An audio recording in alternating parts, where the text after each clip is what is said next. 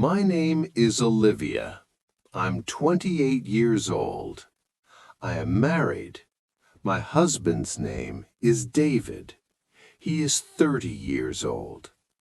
We have been married for 5 years. These 5 years changed my life, my thinking, and my heart.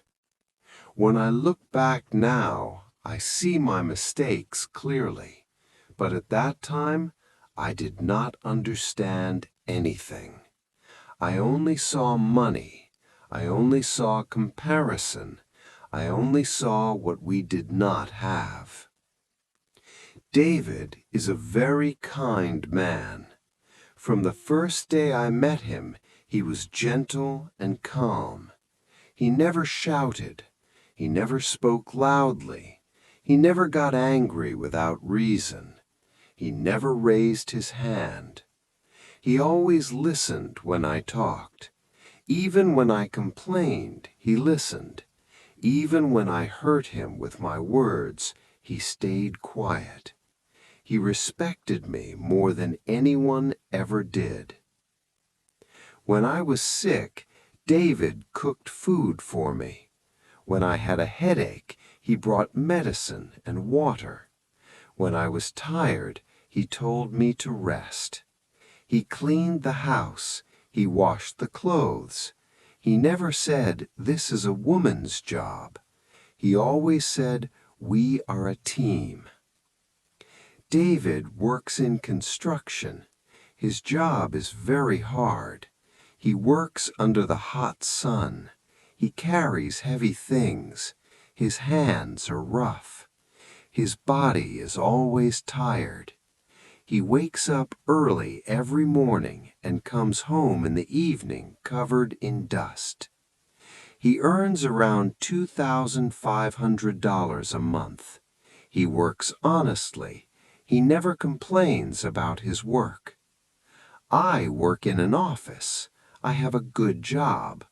I sit in a clean room with air conditioning. I work on a computer. I wear nice clothes.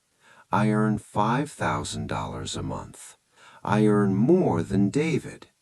At first, I did not think this was a problem, but slowly it became one. We live in a small apartment. It is not big. It has one bedroom, a small kitchen, a small living room, and one bathroom. The walls are plain. The furniture is old. The sofa is not comfortable. Our bed makes noise when we move. Our kitchen is small, and we cannot keep many things there. We have an old car. Sometimes it starts, sometimes it does not. Sometimes it makes loud sounds. We do not travel much. We do not go to expensive restaurants. We do not buy expensive clothes. We do not have gold jewelry. We do not have a big house.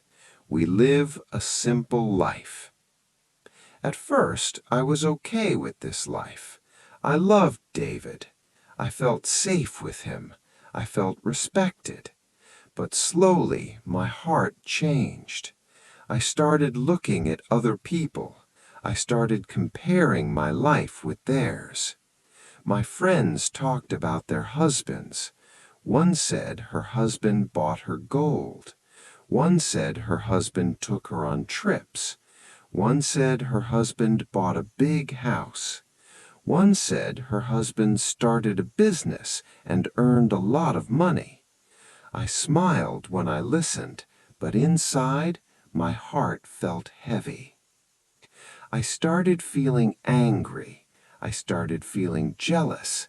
I started feeling ashamed. I asked myself, why is my life not like theirs? I looked at David and started seeing his weaknesses instead of his goodness. Every day I came home from work tired and frustrated.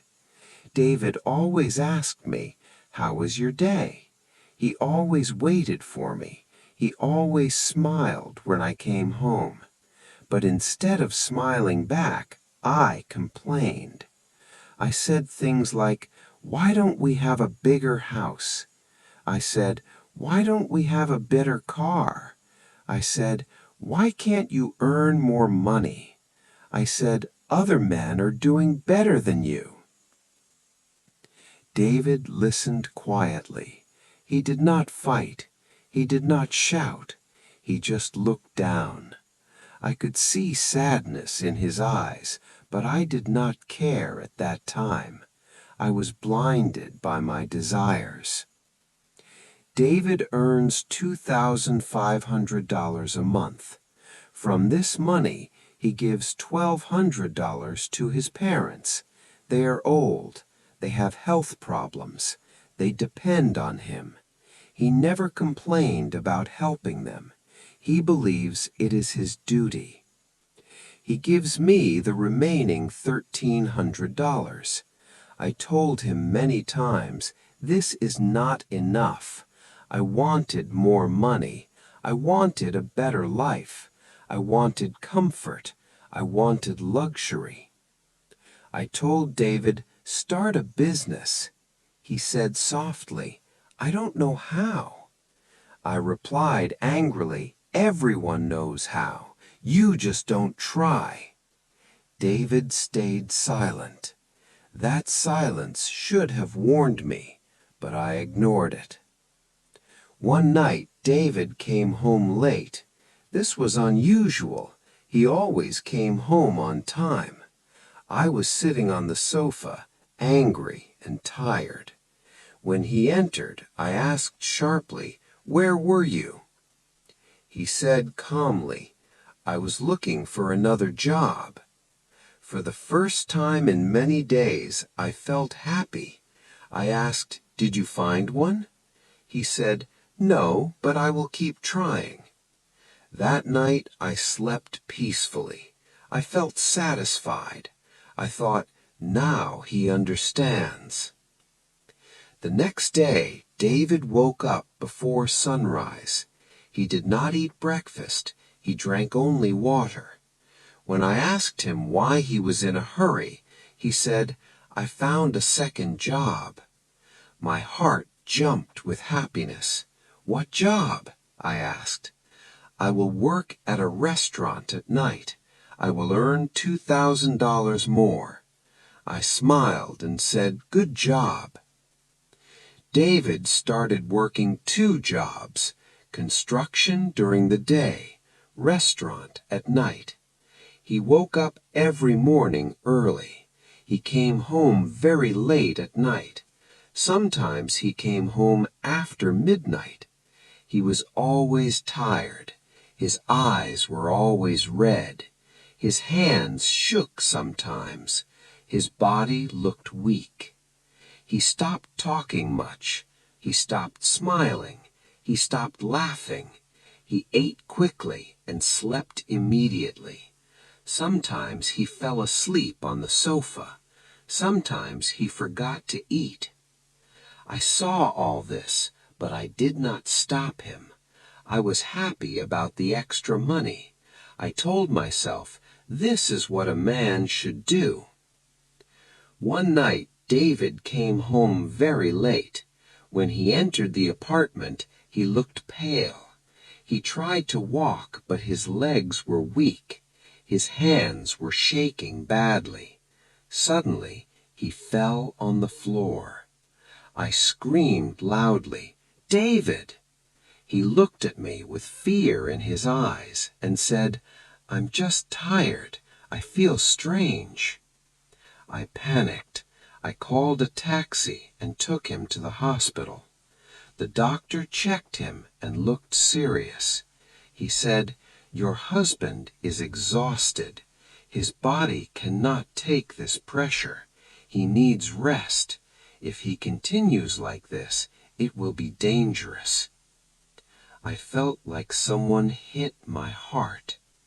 I sat beside him on the hospital bed and held his hand. His hand felt weak and cold. I started crying. I could not stop my tears. "I'm sorry," I said again and again. "I'm so sorry." David slowly opened his eyes and smiled at me. Even in pain, he smiled. He said softly, "Don't cry, my love." That moment changed me. That night I did not sleep. I sat beside him and thought about everything. I remembered all the hurtful words I said. I remembered how I compared him to other men. I remembered how I pushed him to work more. David never hurt me. David never shouted at me. David never disrespected me. But I hurt him deeply. I realized something very important. A good husband is not someone who earns a lot of money. A good husband is someone who loves, respects, and protects his wife. When David came home from the hospital, I changed. I cooked for him. I told him to rest. I told him to quit the second job. He looked shocked. "But the money," he started. I stopped him and said, "We will manage. I don't want money like this. I want you healthy." I held his hand and said, "You are enough. You were always enough." David's eyes filled with tears. He smiled and said, "Thank you." We still live in the same small apartment. We still have the old car. Our life is still simple, but our home is peaceful. Our hearts are calm.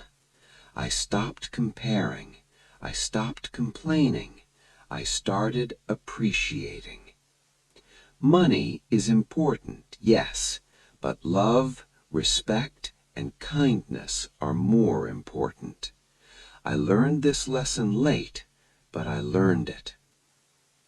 If you liked this story, please like, share, and subscribe.